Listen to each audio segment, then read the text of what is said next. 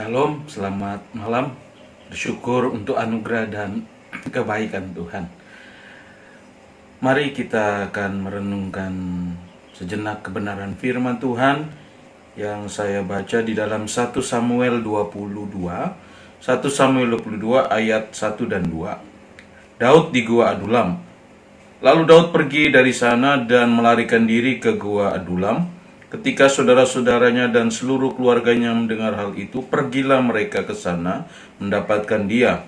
Berhimpunan juga kepadanya setiap orang yang dalam kesukaran, setiap orang yang dikejar-kejar tukang piutang, setiap orang yang sakit hati, maka ia menjadi pemimpin mereka. Bersama-sama dengan dia ada kira-kira 400 orang. Nah, dalam pembacaan ini kita melihat ada tokoh yang luar biasa namanya Daud. Dia mengalami keadaan yang pada cerita ini stres juga, ketakutan dan sebagainya. Kenapa? Karena dia dikejar-kejar oleh Raja Saul.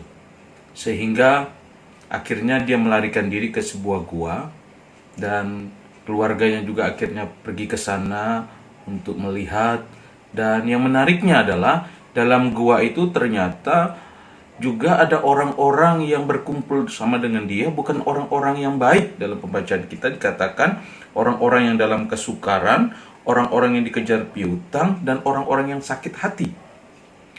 Orang-orang yang bermasalah semua ini, yang tidak baik ini berkumpul bersama dengan Daud yang juga saat itu lagi sedang sakit dalam tanda kutip.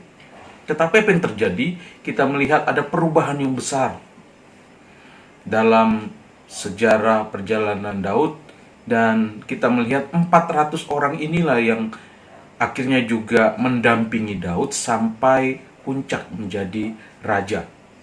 Saudara yang kasih Tuhan, apa yang dapat kita renungkan dalam bagian ini?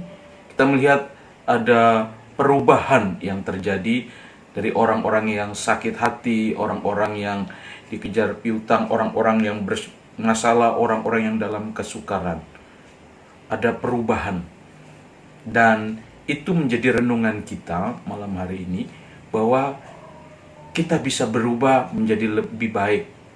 Mungkin saudara sekarang mungkin dalam keadaan sukar, mungkin lagi sakit hati dan sebagainya.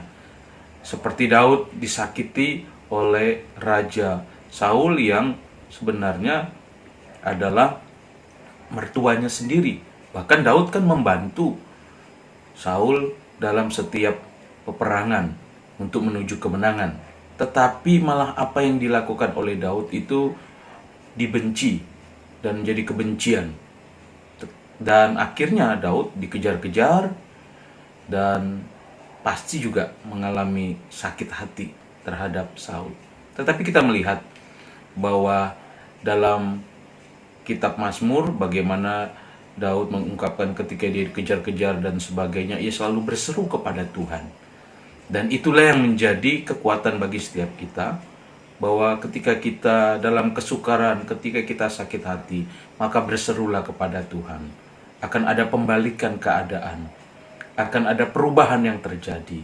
Dan kita melihat orang-orang yang menyertai Daud ini, orang-orang yang dulu dalam kesukaran, orang-orang yang dulu dikatakan sakit hati, itu disebut sebagai pahlawan-pahlawan Daud yang menyertai Daud sampai ke puncak menjadi raja di Israel.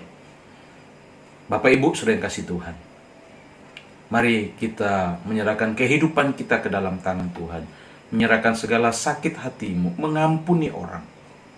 Bahkan kesukaran-kesukaran yang kita alami, kita bawa ke dalam tangan Tuhan. Kita percaya ada tangan Tuhan yang sampai saat hari ini masih memegang kita dan bahkan ingin menggendong kita melewati segala kesukaran permasalahan itu. Demikian renungan kita pada malam hari ini. Kita bersyukur untuk anugerah Tuhan. Kalau kita masih bersama-sama melayani Tuhan dalam kehidupan kita, kita masih memuji, menyembah Tuhan, masih percaya kepadanya. Dan percayalah bahwa Tuhan sanggup melakukan segala perkara, sanggup menghapus sakit hatimu dan menolong engkau dari kesukaran-kesukaran seperti yang dialami oleh Daud. Goa Adulam merubah mereka semua menjadi pahlawan-pahlawan yang gagah perkasa. Tuhan Yesus memberkati kita semua. Shalom.